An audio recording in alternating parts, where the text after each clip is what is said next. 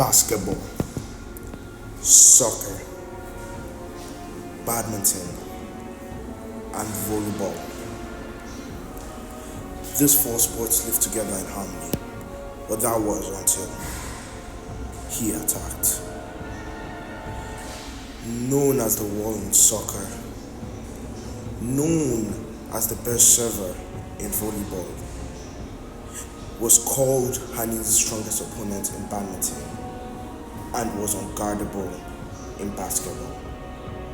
His name is none other than. Is this not working? Okay.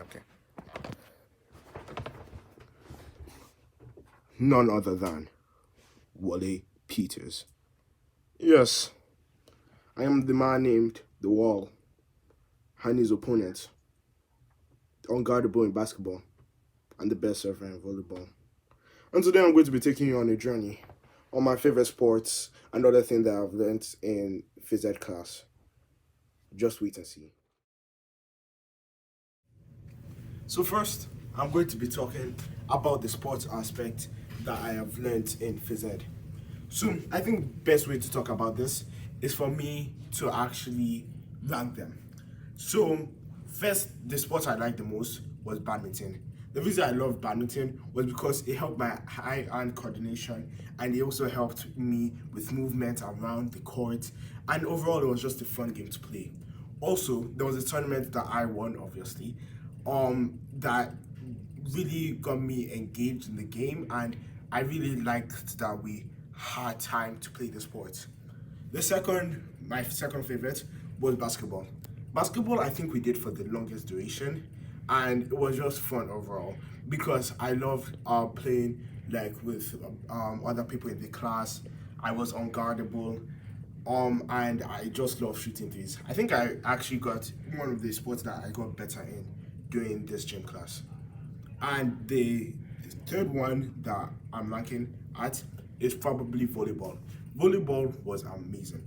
We had time in class to play for the whole period, and it was just nice, like when I served the ball and people received the ball, and we won some games. The other team won some games. I mean, Simpson even joined in, and it was just fun overall. And the last game that I need to talk about is soccer. Soccer was fun, don't get me wrong. The only reason it's at the bottom is because it wasn't as enjoyable as the others. But in general, I really like playing soccer, and I'm really happy that we had the chance to. Now, sexual choices. For the longest time, Simpson has told us that you might not need to choose right now, but you need to learn it now, so that in future you can make the right decisions. And I've never really thought about it that way until I actually went back to Moodle and then read everything. Yeah. So when I thought about everything, I thought about how it could affect me mentally and physically. For physically, I could get STIs and other infections. I realized that I need to use protection, like condoms, both female and male. And for hormonal, females need to use birth control so that they don't get pregnant. And I also thought that it could affect me mentally because having a baby at this age will not be good for my life. I won't be able to take care of it. The baby won't be have good education, and it won't generally be good for me and the baby. So I thought about sexual choices, and then realized that they could be forced onto you by your friends who might peer pressure you into having sexual intercourse. And I thought that it is up to you to decide. Don't let anyone persuade you, okay? It's you.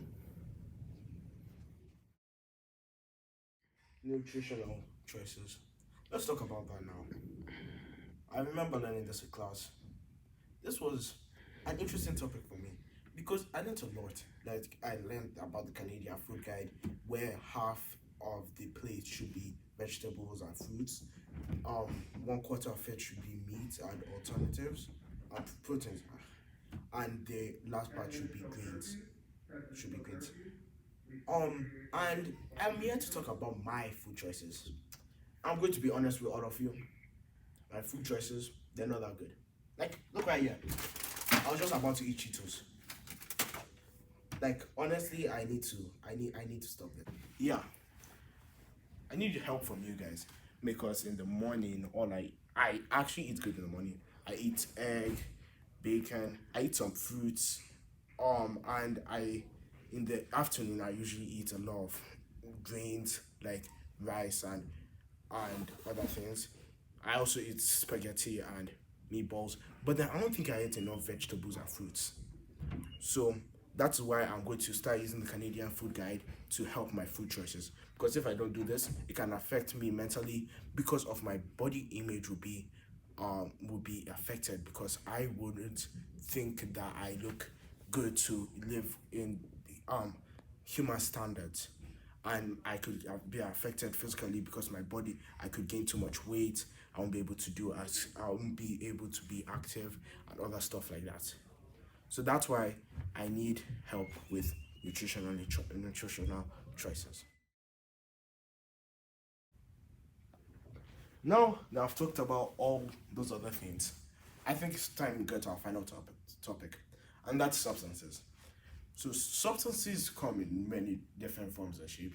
Like they could be weed, they could be meth, they could be smoking, it could be doing all sorts of things.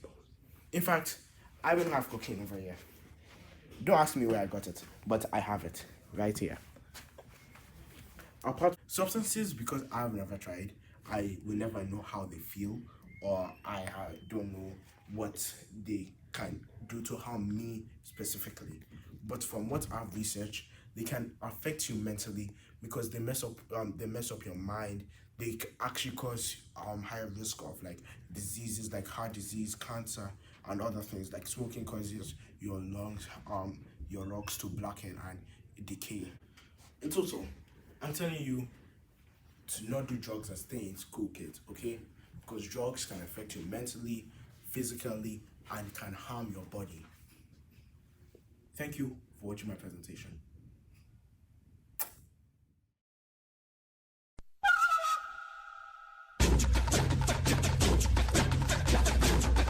But in total, you shouldn't. Okay. Sorry, this would be hard to edit on my days. Like that. Substances, because I've never tried. Oh my gosh, wow.